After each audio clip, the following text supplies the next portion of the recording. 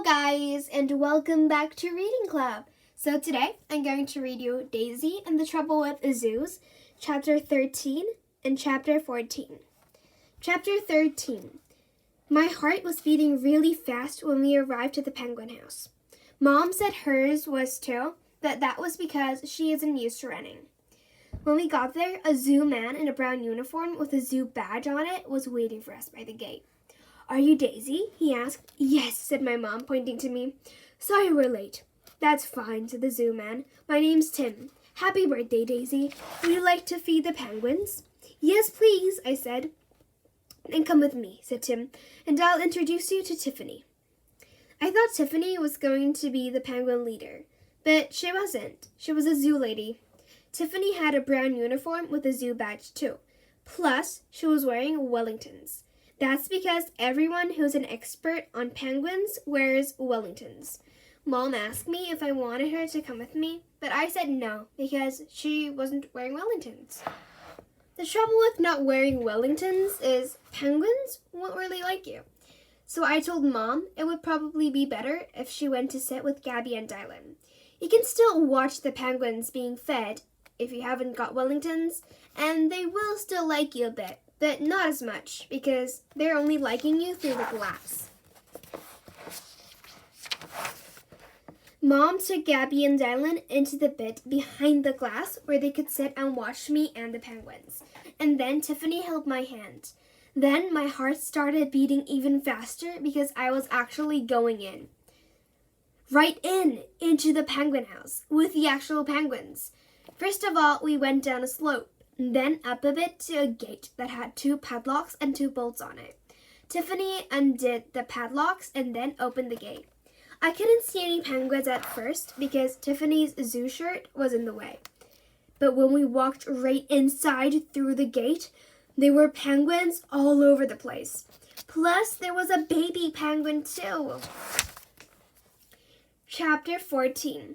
The trouble with baby penguins is they can't really do very much, except sort of stand still.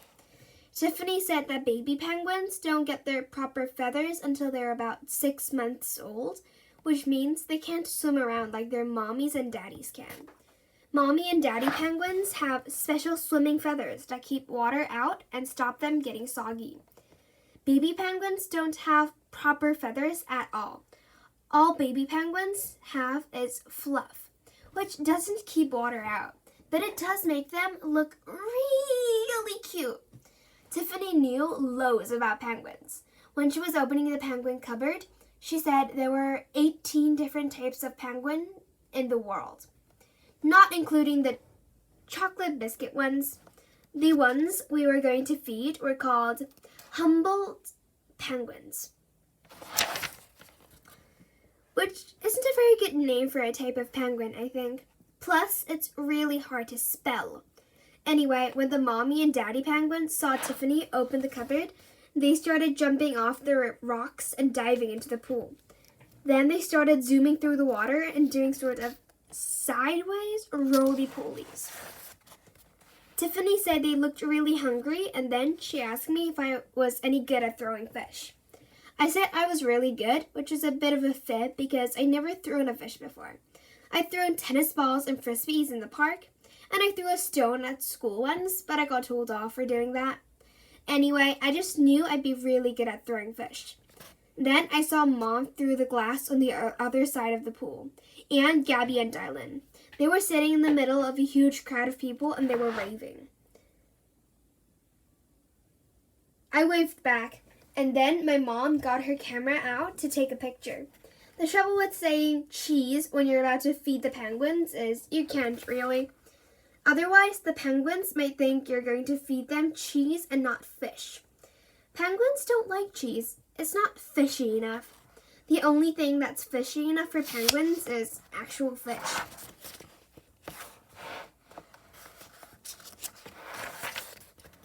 The trouble with saying fish when you're having your photo taken is it makes your lips look funny, which spoils the picture. So I didn't say anything. I just smiled at my mom's camera instead and waved.